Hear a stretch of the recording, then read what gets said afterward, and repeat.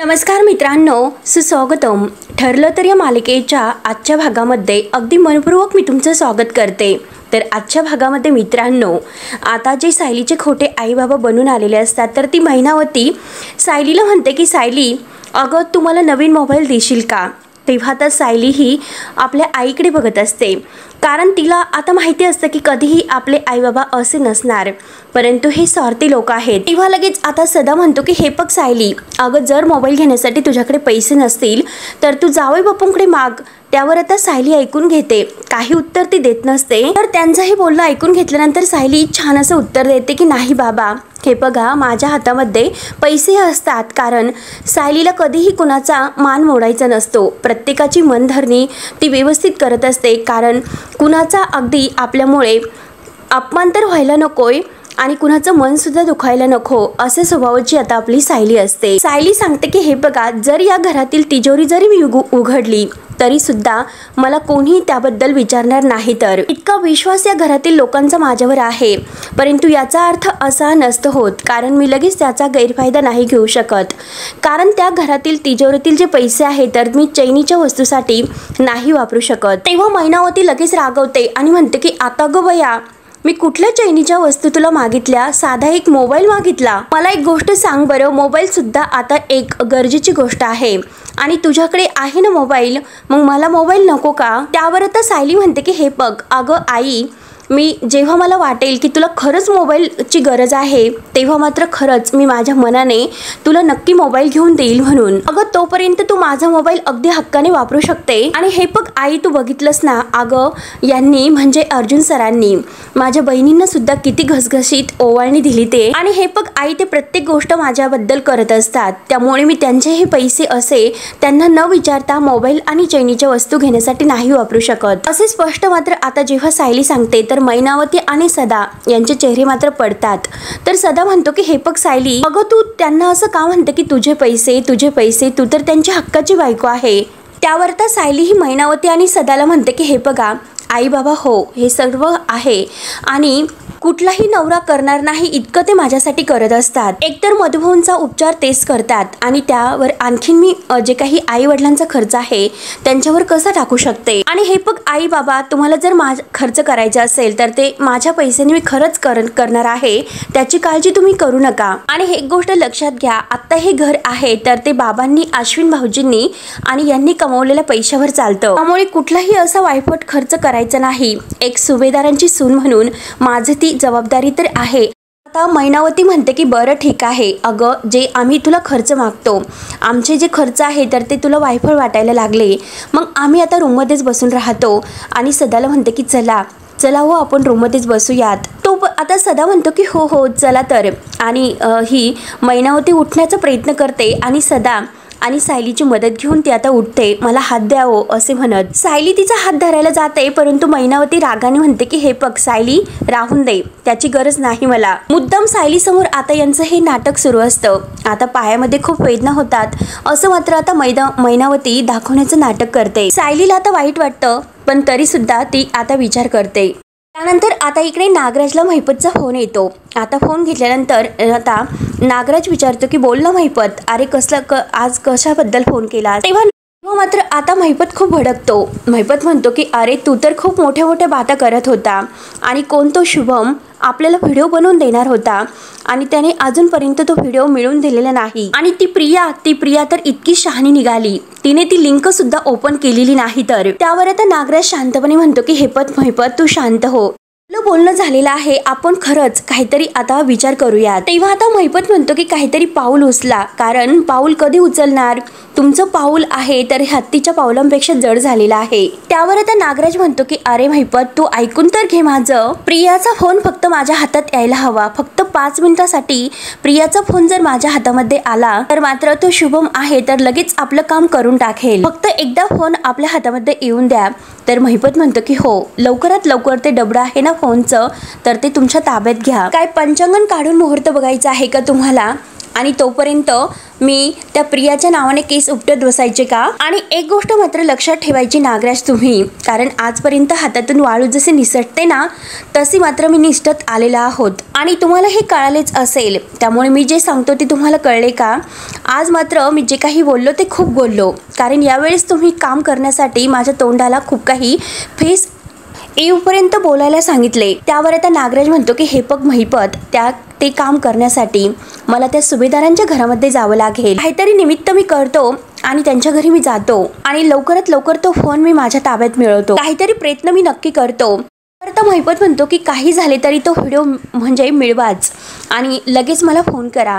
तर नागराज आता लगेच फोन ठेवतो। त्यानंतर सदा आणि मैनावती जेव्हा रूममध्ये येतात तर सदा म्हणतो, मैने अगं मला तर असं वाटलं होतं की आपण या घरामध्ये आलो तर अगदी खूप सोन्याच्या ताटामध्येच आपल्याला जेवता येईल, म्हणजे खूप काही पैसे आपल्याला मिळतील, म्हणून पैशाने आंघोळ करता येईल असं वाटलं होतं। पण काय, या घरात साधी मुलीला आपण साधा मोबाईल मागितला आणि त्या मुलीला साधा आपल्या हातातून पैसे सुद्धा म्हणजे देता येत नाही। त्यावर आता मैनावतीचा जे काही नाटक पाय दुखण्याचं सुरू असतं तर ते बाजूला ठेवून ती आता दरवाजा बंद करते आणि सदाशिवला म्हणते की जरा हळूच बोला, जरा शांत व्हा बरं, माझ्या सुद्धा आता हे सर्व जे काही आहे ते लक्षात येते। त्या दिवशी फक्त मी तिला एक चप्पल मागितली होती तर ती मला कशी म्हणते की आई तुझी चप्पल खूप छान आहे तर, आणि ती चप्पल जरा जुनी झाली तर मी तुला नक्की घेऊन देईल असे ती मला म्हणाली। त्यामुळे मला असं वाटतं की ही सायली आपल्याला मागून काहीही देणार नाही, हिच्या सासरच्या लोकांचे पैसे असे तसे आपल्या हाती नाही लागणार तर, आणि ते काय म्हणतात ना उंगली तीड, म्हणून आता ती आपला हात पुढे करते तर सदाशिव रागाने तिचा हात बाजूला करतो। मला कशाला दाखवतेस, मला माहिती आहे की ते काय म्हणतात की उंगली तीड करावी लागेल, त्याबद्दलच मी विचार करतोय, परंतु काहीही सुचत नाही तर, पण नक्की मैनावती मला खरंच काही सुचत नाही, नक्की त्यासाठी आपल्याला काहीतरी करावे लागेल, म्हणून दोघे आता विचार करतात। त्यानंतर आता इकडे सायली मात्र किचनमध्ये काहीतरी स्वयंपाक वगैरे बनवत असते, परंतु तिच्या डोक्यामध्ये सारखे विचार सुरू असतात। तिला आपल्या आई बाबांबद्दल संशय येतो, ती विचार करते की आई बाबा असे का वागत असतील, त्यांच्या परिस्थितीबद्दल मला वाईट वाटतं, परंतु ते इतक्या टोकाला जाऊन इतकं असं म्हणजे चुकीचं वागतात हे मला नाही पटत। आणि तेवढ्यात तेथे अस्मिता येते। अस्मिता लगेच खुश होत म्हणते की सायली अगं हे नवरे आहे ना सगळेजण मुद्दाम करतात असं मला वाटतं, कारण बायकोला वाट बघायला लावली तर ते जाम खुश होतात।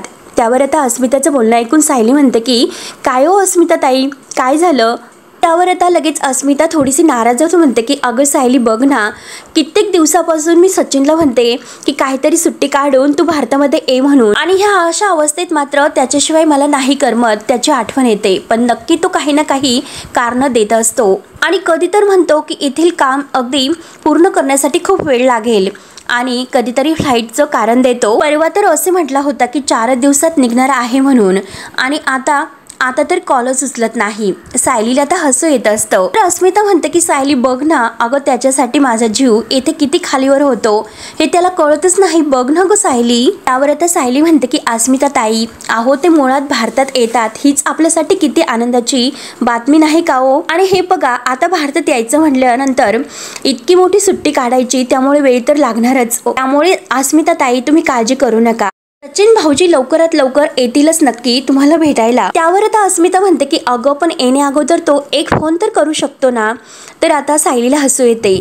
त्यानंतर आता इकडे सदाशिव मैनाला म्हणतो की मैने अगं मी काय म्हणतो, अगं हे असे काही प्लॅन करायचे असेल ना तर ते तुझं डोकं अगदी भारी चालत असतं, त्यामुळे तूच काहीतरी आता तुला प्लॅन सुचतो का, हे आपल्याला प्लॅन करण्यासाठी काहीतरी कर बरं पैसे मिळवण्यासाठी। तेव्हा मात्र आता ही मैनावती डोक्याला हात लावत म्हणते की मी सुद्धा विचार करते, परंतु अजूनपर्यंत तर नाही सुचत, असे म्हणता म्हणता आता ह्या मैनावतीच्या डोक्यामध्ये तर एक प्लॅन येतो। लगेच तिचा चेहरा खुलतो, अगदी जोराने टाळी वाजत ती म्हणते की सुचला।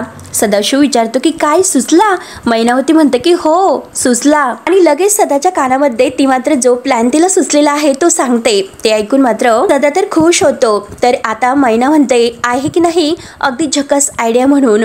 त्यावर आता सदा म्हणतो की हो माझी मैना तर खरंच कामाची आहे। तर मैनावती म्हणते की चला तर मग कामाला लागूयात, व सदा तर अगदी खुश होत म्हणतो की हो कामाला तर लागलंच पाहिजे, म्हणून दोघे आता काहीतरी प्लॅन करण्याचं ठरवतात। त्यानंतर सायली आणि ह्या अस्मिता ताई किचनमध्ये गप्पा करत असताना सचिन बद्दलच बोलत असतात, आणि तेवढ्यात अस्मिताच्या मोबाईलवर सचिनचा कॉल येतो। तर आता अस्मिता खुश होत म्हणते की बघ ना सायली, अगं 100 वर्ष आयुष्य आहे आहे याला लगेच त्याचा कॉल आला तर त्यावर आता सायलीला हसू येते तर अस्मिता फोन उचलते आणि म्हणते की काय रे सचिन, माझी मिस कॉल बघून तुला कॉल बॅक करण्यासाठी इतका वेळ लागतो, त्यामुळे हे बघ उगाच मस्करी करू नकोस, मला तुझ्याशी नाही बोलायचं. सायलीला फारच हसू येत असतं. तेव्हा आता सचिन अस्मिताला जेव्हा म्हणतो की थेट पनवेलमध्ये येऊन तुला मी सरप्राईज करणार आहे तर ते ऐकून अस्मिता खुश होते आणि म्हणते की तू असं सरप्राईज करणार आहे का, आणि लगेच मात्र सचिन फोन कट करतो. तर अस्मिता आता म्हणते की ठेवला बघ सायली, फोन ठेवला लगेच. अगदी 2 दिवसांनी त्याने मला कॉल केला आणि 2 मिनिटं सुद्धा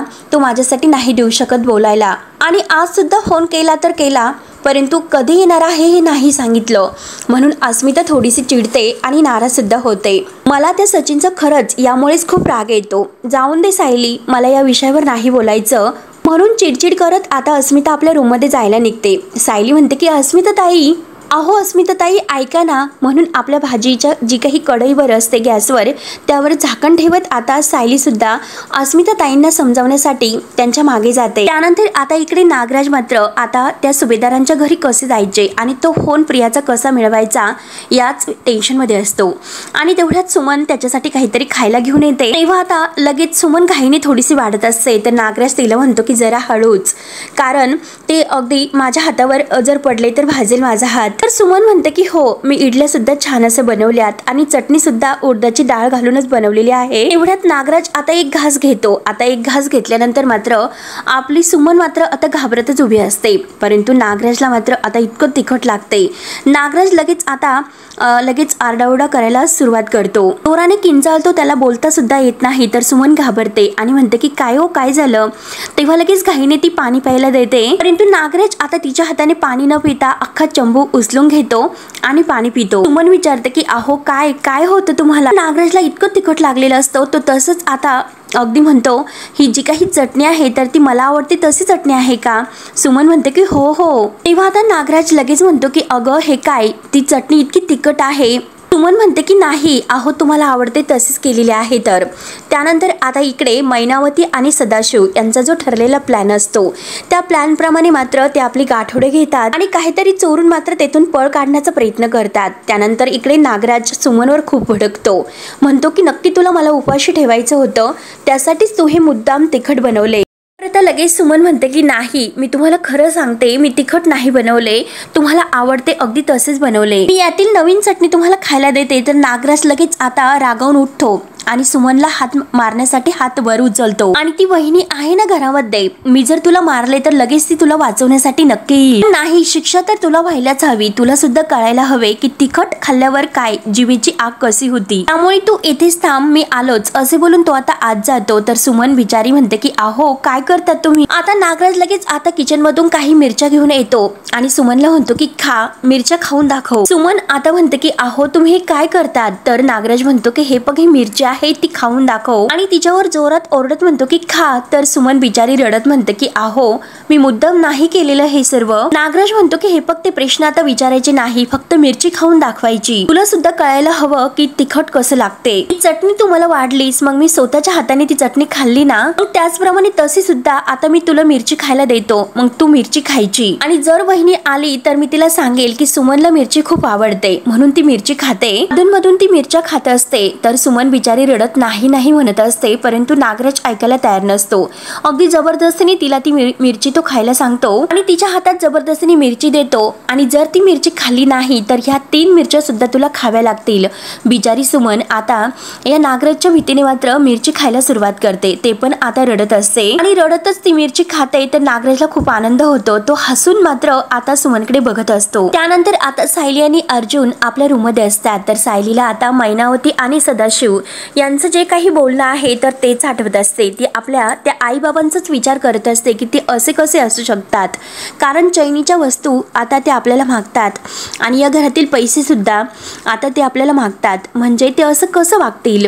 म्हणून ते दोघे जे काही बोललेले आहे ते प्रत्येक क्षण तिला आठवतो. आणि तेवढ्यात अर्जुनचं लक्ष काम करता करता सायलीवर जाते. आता तो म्हणतो की बायको, ए बायको, आणि तेव्हा कुठे आता सायली ही भानावर येऊन अर्जुनकडे बघते. त्यावर आता तिला अर्जुन विचारतो की काय ग सायली, काय झालं, कसला विचार करतेस? तेव्हा कुठे आता सायली म्हणते की काही नाही, अहो कुठे काय, कसला विचार नाही करत. तेव्हा आता अर्जुन खुर्चीवरून उठतो आणि सायली शेजारी खाली येऊन बसतो. सायली त्या फाईल आहे तर ते व्यवस्थित ठेवत असते. तर आता सायलीच्या हातातील ती फाईल आहे तर अर्जुन आपल्या हातामध्ये घेतो आणि सायलीला विचारतो की काहीतरी नक्की झालेलं आहे, काय प्रॉब्लेम आहे सायली, काय झाले ते सांग ना. त्यावर आता सायली काही सांगायला तयार नसते. सायली म्हणते की अहो कुठे काय, काहीच प्रॉब्लेम नाही. तर तेव्हा सायलीचं हे बोलणं ऐकून अर्जुन तिला म्हणतो की हे बघ सायली, अगं तुला तर माहितीच आहे की तुला माझ्यापासून काही लपवता येत नाही, त्यामुळे आत्ता नक्की तू कसला विचार करतेस ते सांगून टाक, काय झाले ते.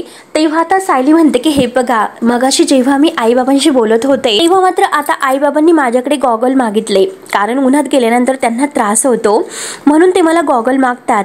तेव्हा लगेच आता मैनावती आणि सदाशिव जे काही म्हटलेले आहे तर ते प्रत्येक आता त्यांचं बोलणं सायली हे अर्जुनला सांगत असते. आणि आता ते सर्व वस्तू घेण्यासाठी आईबाबांनी मला तुमच्याकडे पैसे मागण्यासाठी सांगितले, परंतु मी त्यांना उत्तर दिले की आता मी जरी ह्या घरची सून असेल, माझा या घरावर अगदी हक्क आहे आणि या घरातील तिजोरी जरी मी उघडली तरी सुद्धा कोणी मला काही बोलणार नाही, परंतु त्याचा मी गैरफायदा नाही घेऊ शकत. मी तुम्हाला अशा पैसेही चैनीच्या वस्तू घेण्यासाठी नाही देऊ शकत, असे मी त्यांना स्पष्टपणे सांगितले.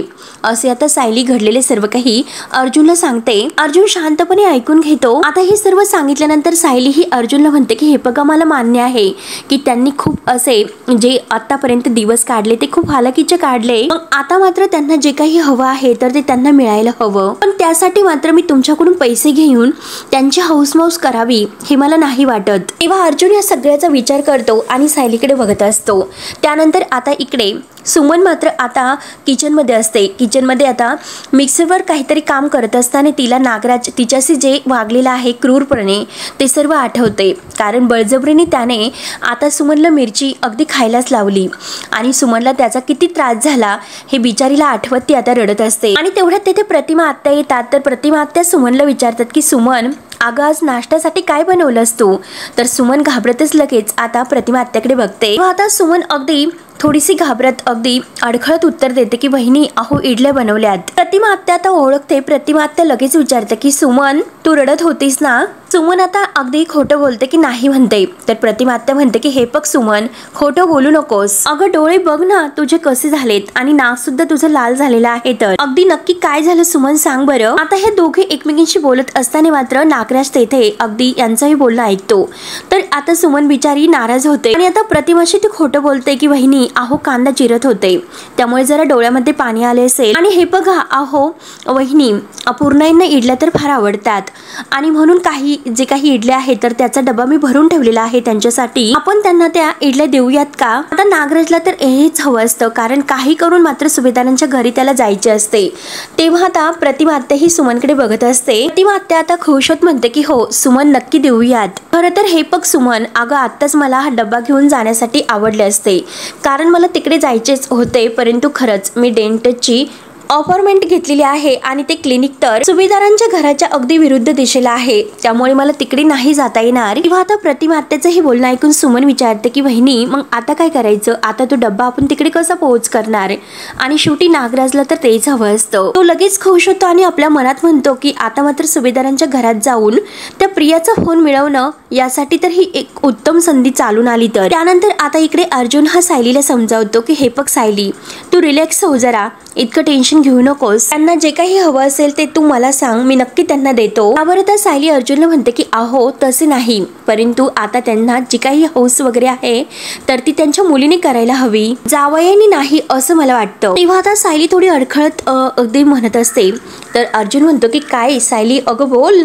त्यावर आता सायली म्हणते की हे बघा, जेव्हा मी 11वी आणि 12वीला होते तेव्हा मी माझं जी काही कॉलेजची फी होती तर ती भरण्यासाठी काही गाण्याचे क्लास करत होते आणि ते गाण्याचे क्लासेस घेऊन मात्र मी त्यातून माझी फी भरायची, मग त्यातून मला मदत व्हायची. मग तसेच क्लासेस आहे तर ते मी परत सुरू केले, तर म्हणजे तेव्हा खरंच मला खूप छान वाटायचं. काही पैसे खर्चासाठी माझ्याकडे असायचे, त्यामुळे मी त्यासाठी आता हे पैसे मिळवण्यासाठी क्लास सुरू करू का, आणि त्या क्लासच्या पैशातून मात्र मी आईबाबांचा खर्च अगदी व्यवस्थित करू शकते. तर अर्जुन आपल्या सायलीकडे एकटक बघत असतो. त्यानंतर आता इकडे प्रतिमा आत्या आणि सुमनला प्रश्न पडलेला असतो की इडल्या मात्र सुभेदारांच्या घरामध्ये कोण घेऊन जाईल.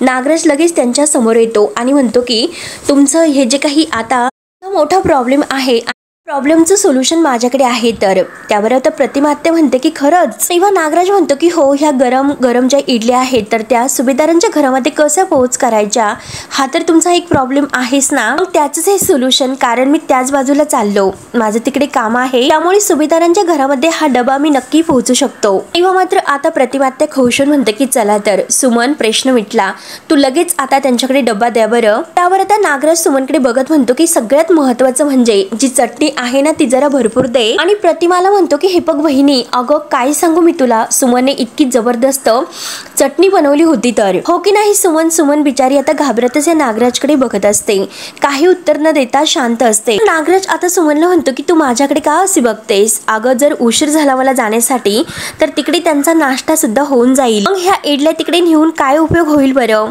त्यामुळे चल लवकर, तो जो डब्बा आहे तर तो लवकरात लवकर भरून दे.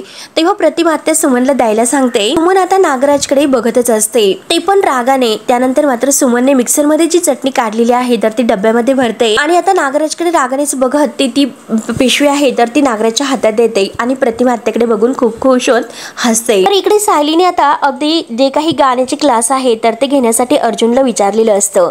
अर्जुन म्हणतो की हे बघ, तुला जर ते योग्य वाटत असेल, तुला जर अगदी मस्त वाटत असेल तर नक्की तू आता हे सर्व करू शकते. आणि जर तू आई बाबांच्या खर्च करण्यासाठी हे सर्व करत असेल तर खरंच त्याचं मला वाईट तर वाटेलच. त्यावर तर सायली म्हणते की हे बघा अर्जुन सर, खरं सांगते मी तुम्हाला, नक्की मी काय करू तेच मला नाही कळत हो. म्हणजे हे बघा, एका दृष्टीने मला एका बाजूला असं वाटतं की आई बाबांच्या सुखासाठी कोणतीही गोष्ट कमी पडू नये, आणि त्याच बाजूला आता असं वाटतं दुसऱ्या बाजूला की सुभेदारांचं मन सुद्धा किती मोठं आहे, मग त्यांचा सुद्धा कोणीही गैरफायदा घ्यायला नको. तर आता सायलीचं हे बोलणं ऐकून अर्जुन तिला म्हणतो की हे बघ रिलॅक्स सायली, तू इतका ट्रेस घेऊ नकोस, आपण एक काम करूयात, मी नक्की बोलतो त्यांच्याशी आणि ते सुद्धा खुश होतील आणि तू सुद्धा खुश होशील. आणि काहीतरी आता तो म्हणत असतो तर आता सायली म्हणते की आहो सुवर्ण मध्य. तर अर्जुन म्हणतो की हो हो तेच ते, काहीतरी निघतो की काय ते बघूयात, आणि चल आता स्माईल. तेव्हा आता सायली खुश होत हसते आणि दोघंही आता आईबाबांशी बोलायला आता त्यांच्या रूमकडे येतात. रूमच्या दरवाजा उघडतात तर तेथे मात्र मैनावती आणि सदाशिव नसतात. तेव्हा आता सायली आवाज देते की आई, अहो बाबा. तर अर्जुन सायलीला विचारतो की ते कुठे बाहेर जाणार होते, हे त्यांनी तुला सांगितले होते का. तेव्हा आता सायली घाबरते. सायली म्हणते की नाही हो, ते अचानकच निघून गेलेत, आणि अहो हे बघा, मी त्यांना पैसे द्यायला नाही म्हणाले म्हणून तर ते रागावून निघून नसते गेले ना, आणि अहो ते कुठे गेले असतील, काय करत असतील, आपण त्यांना शोधायला पाहिजे. म्हणून सायलीला खूप टेन्शन येते. तर अर्जुन म्हणतो की एक मिनिट सायली, तुम्ही अगोदर शांत व्हा आणि हे बघा तुम्ही त्यांना फोन करा, कदाचित ते खाली हे ऑक्ससाठी गेले असतील आणि त्यांनी तुला सांगितलं नसेल, म्हणून तो सायलीला फोन करायला सांगतो. तर सायली मात्र त्यांना फोन करते. तर फोन सुद्धा बंद लागतो. तर सायलीला आणखीन टेन्शन येते. सायली म्हणते की अहो नक्की त्यांचा फोन सुद्धा बंद येतोय, म्हणजे ते नाराज होऊन निघून गेले असतील, माझ्यावर नक्की नाराज झाले असतील हो. त्यावर आता अर्जुन म्हणतो की सायली हे बघ, तू पॅनिक होऊ नकोस, आपण त्यांच्या घरी जाऊया. म्हणून मात्र अर्जुन आणि सायली बाहेर येतात. तर आता अगदी घाईतच ते जाता जाता मॉम आणि डॅड म्हणजे कल्पना आणि प्रताप यांना म्हणतो की आम्ही आलोच, असे बोलून दोघेही घाईने जायला निघतात.